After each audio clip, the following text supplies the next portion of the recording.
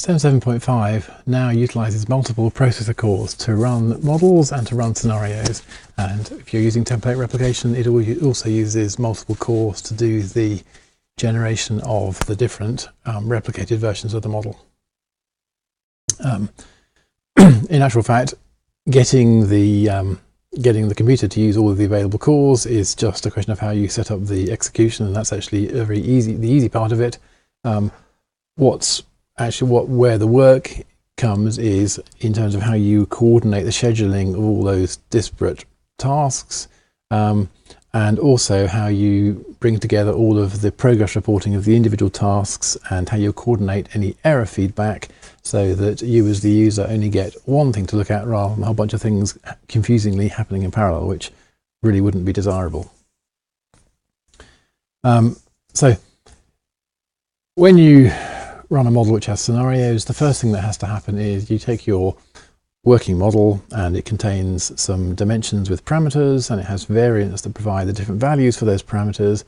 And basically, to generate each scenario, it has to go through each of those parameters, plugging in the appropriate variant data, and then saving a copy of the model with those values, which then becomes the data for the scenario. So you would think that actually the initial generation of the scenarios would run most efficiently in a single process, because you want to have the base model data there the whole time and you just work from it. But actually we found in practice that it's still faster to partition the scenario generation across multiple cores. If you've got the cores, you might as well use them. And even though each core has to load in parallel the same base model data, and so you use more memory, it remains the case that if you've got the memory, it's still much more efficient to use it. And you can have 3 cores or 4 cores sitting there generating a subset of the scenarios, and if you think about it, it will still obviously finish faster than just having one process that in itself might have been more efficient but would still have taken 4 times as long to get to the end. So for that part, if you imagine, in this case my illustration, I'm just showing 2 different cores conceptually, and so the first core would generate scenarios 1, 3 and 5. The second core would obviously generate scenarios 2, 4 and 6, and in general, if you've got n cores, the first core will be generating scenarios that are modulo that are 1 modulo n. The next one's doing the ones that are 2 modulo n, and so on. And so the first phase is to generate those, and that is the first thing it has to do. Once it's generated the scenarios, then for each scenario it's going to run, in general it needs to be checked. If you're using template replication, it needs to be replicated, because you can only replicate after you've plugged in the scenario values. The model then actually needs to be run itself, calculations need to go through, and then finally you need to sort the model results to go from per period into per result. And each of those tasks, you can think of them as being a big bag of tasks, and they have to be done in the right order, but they can be done across each of the processes, and it doesn't really matter which processor is doing which as long as they happen in the right sequence. And that's basically what happens. So you have all your cores, and one will be doing one model, another will be doing another model, and they just go along in parallel, and obviously it finishes faster.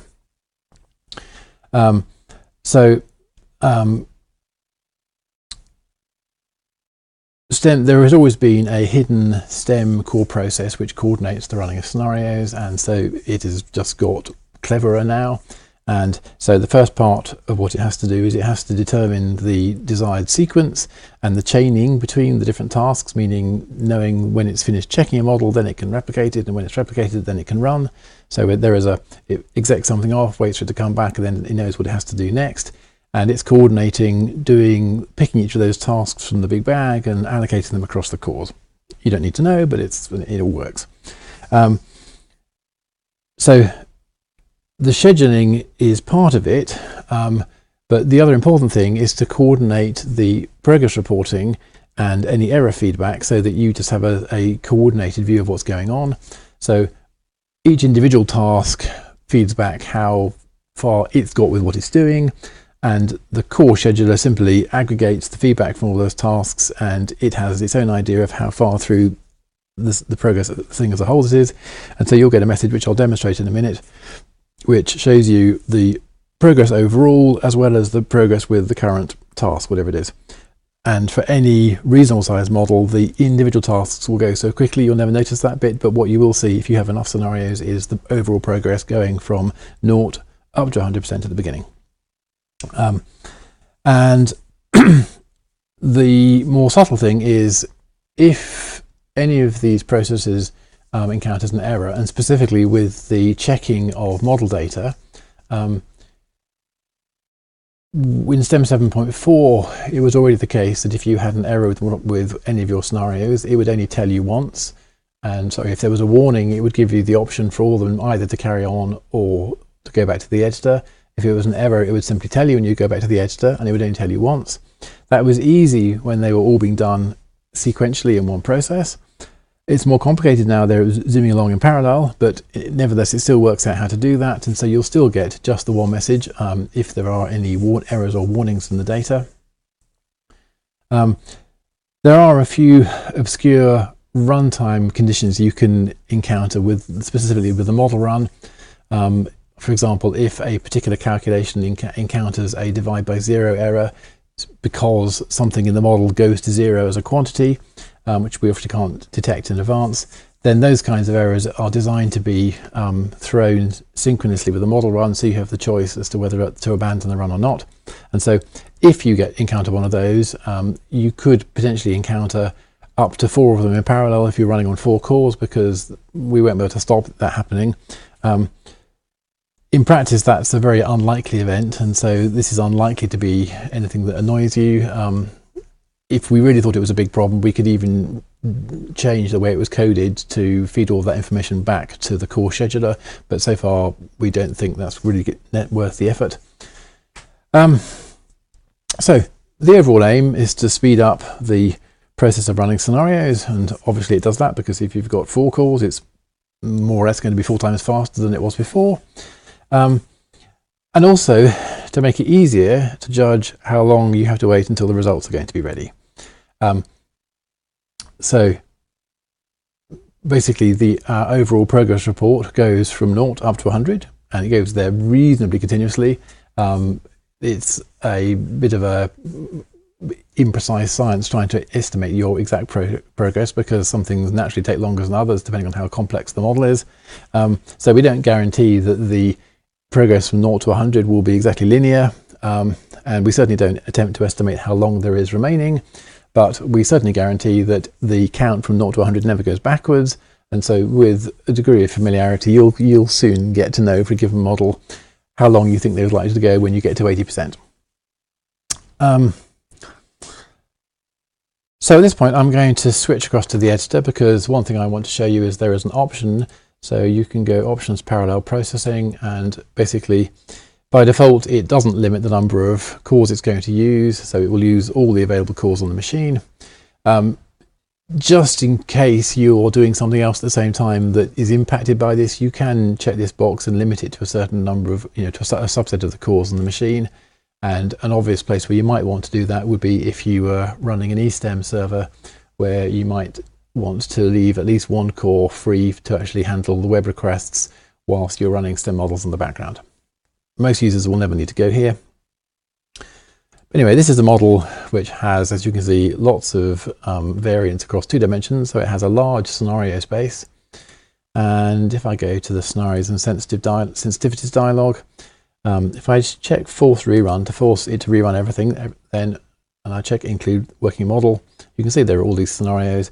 And if I click all, what you'll see happening, and I'm going to wait for what you'll see happening down here is it'll tell you what's going on. I'm actually going to press escape to cancel the process halfway through. So off it goes, it's whizzing along, press cancel.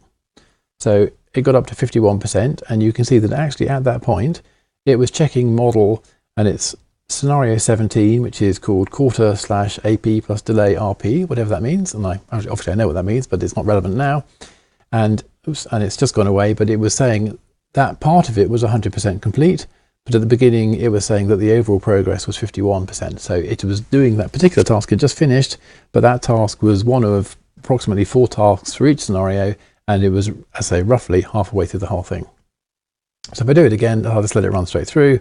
And so you'll see that, never mind the detail, you've got a nice, easy to read percentage complete that goes from 0 to 100. And when it gets to 100, then the results load. So that's really nice. It's really quick, and that gives you a good experience.